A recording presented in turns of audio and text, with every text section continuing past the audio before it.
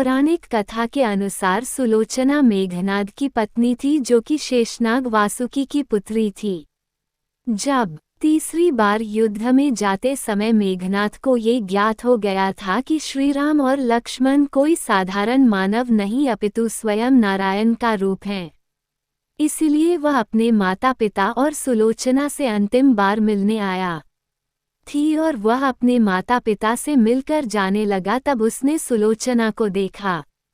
सुलोचना से वह इसलिए नहीं मिलना चाहता था क्योंकि उसे लग रहा था कि कहीं सुलोचना के आंसू देखकर वह भी भावुक हो जाएगा, वह युद्ध में कमजोर पड़ जाएगा।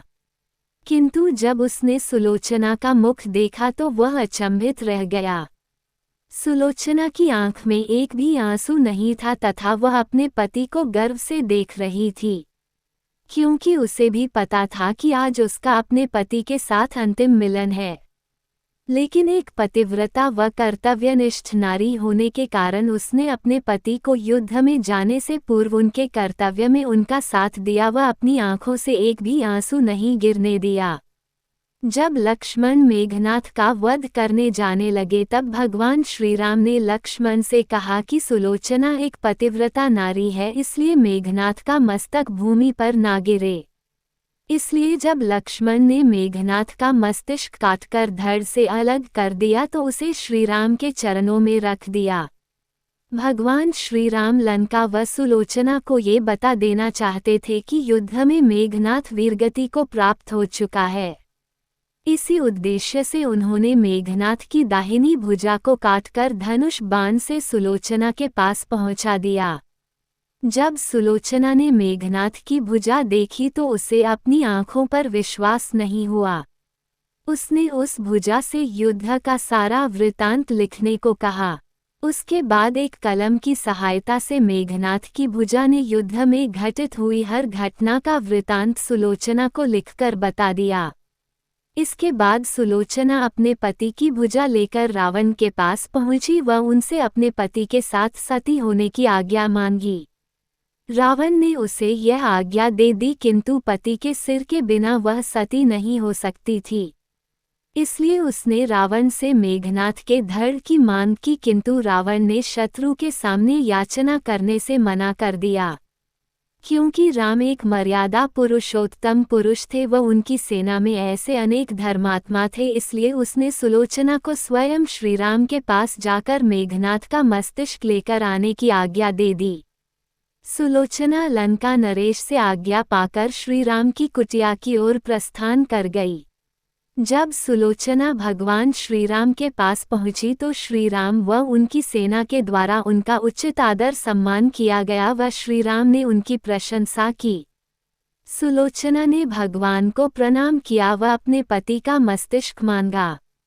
श्रीराम ने भी बिना देरी किए महाराज सुग्रीव को मेघनाद का सिर लाने को कहा, किंतु सभी के मन में यह आशंका थी कि आखिर सुलोचना को ये सब कैसे ज्ञात हुआ। तब सुलोचना ने मेघनाद की भुजा के द्वारा उसे सब बता देने की बात बताई। ये सुनकर मुख्यतया वानर राजा सुग्रीव हतप्रभ थे व उन्होंने सुलोचना से मांग की कि यदि उसके पतिव्रत धर्म में इतनी शक्ति है तो वह इस कटे हुए सिर को हंसाकर दिखाए। ये सुनकर सुलोचना ने उस मस्तिष्क को अपने पतिव्रत धर्म की आज्ञा देकर उसे सबके सामने हंसने को कहा। इतना सुनते ही मेघनाद का कटा हुआ सिर जोर जोर से हंसने लगा।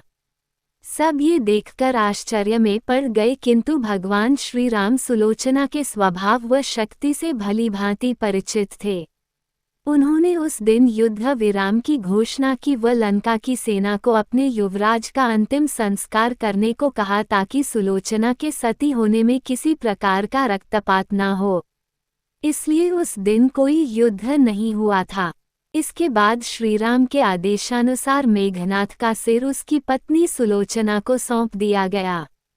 तब सुलोचना ने अपने पति का कटा हुआ सिर लेकर लंका लौट आई। श्रीराम ने अगले दिन के लिए युद्ध विराम की घोषणा की, ताकि लंकावासी अपने राजकुमार की मृत्यु का शोक मना सके और उसका अंतिम संस्कार किया जा सके।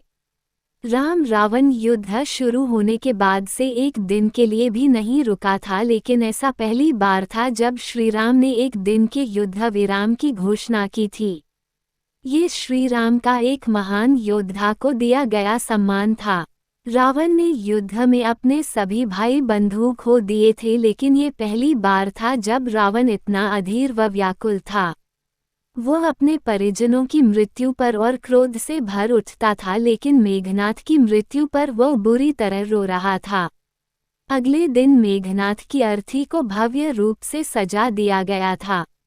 सुलोचना अपने पति का कटा हुआ सिर लेकर उस अर्थी पर बैठी हुई थी। रावण के आदेश पर मेघनाद की चिता को अग्नि दे दी गई और अपने पति के साथ सुलोचना भी जलकर भस्म हो गई। तो मित्रों, हमारी आज की यह कहानी आप सभी को कैसी लगी? कमेंट में जय श्री राम जरूर लिखें। धन्यवाद मित्रों।